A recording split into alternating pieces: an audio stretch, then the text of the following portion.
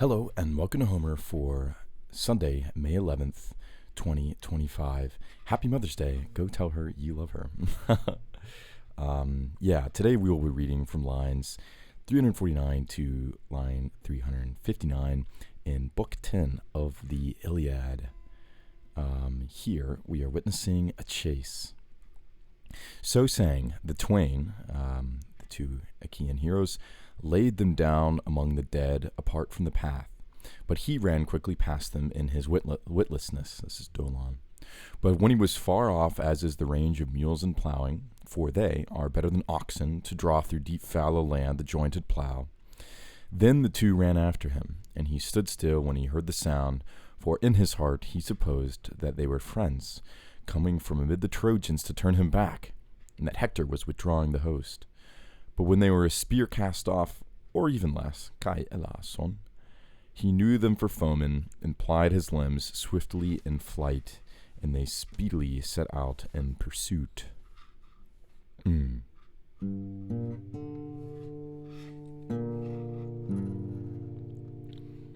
O sarafone santa per exoru en nakuesi. Glinda tenora oca paredor manafrariesin. Allo te terra peno sonte piura pelontai. Hemio nonnai carte boom properesteraiesin.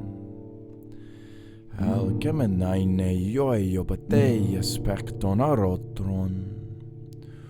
Tode menedra me tenora reste duopone cusas. Elpetegar tup catatuum on apostrepson ta setairus. Ectroon jenai palinectoros otrunantos. Alo te terra pesandur eneke seca elason. Grodrandras Deus leipsera gunatanoma. Balgamenai toid ipsa dioken ormetesan.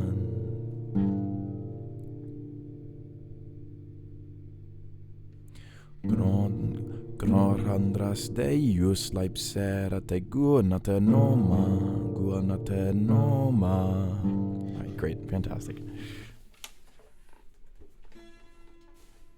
Always like to, we have a firm policy here on the Homer YouTube channel that first take, final take.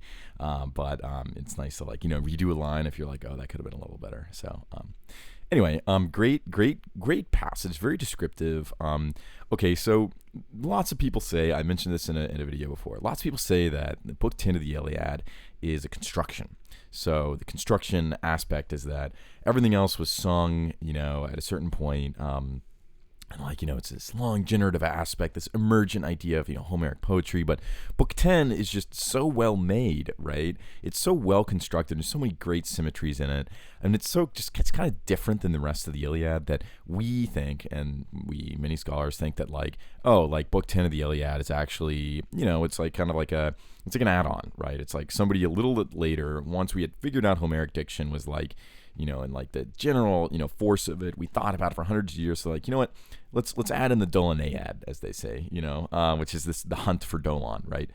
And I think that it's there's certain very pathetic moments, very very sort of emphatically emotionally charged sequences that give you some sense of rockiness that may not be present in some of the other more, I don't want to say banal, but maybe more mythical. It's very actionable in this book. There's a lot of action, and I think the action in this book is comes down to these really emotional lines, right? So Ektron dienai palin hectoros otrunantos. He hoped that they were of the Trojans and they were coming, urged by Hector once more, and to bring him back. Apostrepson tas etaurus, right? So he hoped that in his spirit that, his, comrades were coming to turn him back, basically. Turn back, right? I don't know so whatever. That, they were going to turn him back, they were going to, what is the translation here?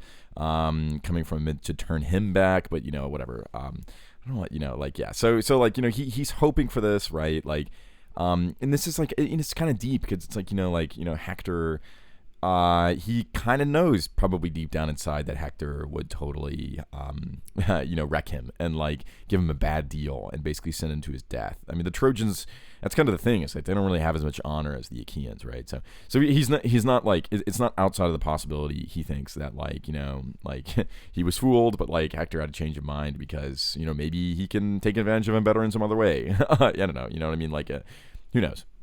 This is the perils of working in a world without absolutes of honor, right?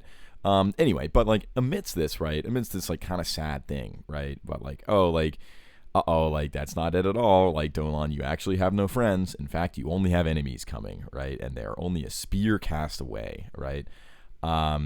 He thought they were friends. I mean, it's just so sad. They thought we were friends, you know what I mean? But they're not friends. They're not Hetairus, right? They are Andras Deus. They are destructive men, right? They are battling men, right? And this is actually, I think, very in contrast to these lines up here. Al hoteter pen hosson te piura pelon tai he miljonon haigar te bon properesterai eisin. Proferestera, some people have been nagging on me for not aspirating enough. It's okay. But I think it's fine. We're doing with ionics here. But it's kind of like Hesiotic, right? Like, can't forget that there's a lot of Hesiod. There's a lot of like life advice in Hesiod, right? And some of this actually does transpose over into the Iliad.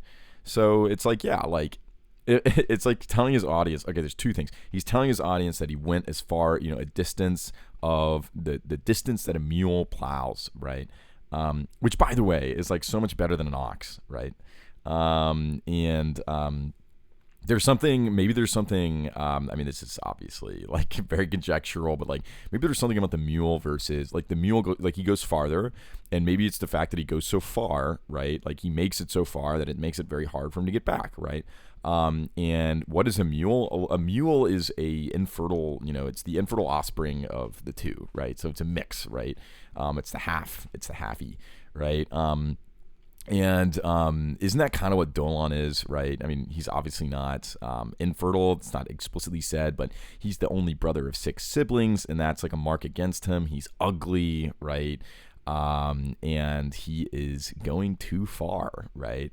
And is that exactly not what like a donkey does? Like they go too far, they just get used for the labor and then they never reproduce. You know what I mean? Like kind of sad, but like, that's kind of, but by the way, Homer says, right? Like these are better than oxen, right? These guys are better than oxen. These, because, it's like, what is this line about? Like, this line doesn't need to be here, right? Like, because indeed, they are better than cows, than oxen, for dragging the deep earth, with the well-jointed, plow, right? The well-jointed plow, right? Like that's a very Hesiotic line. What is this doing here, right?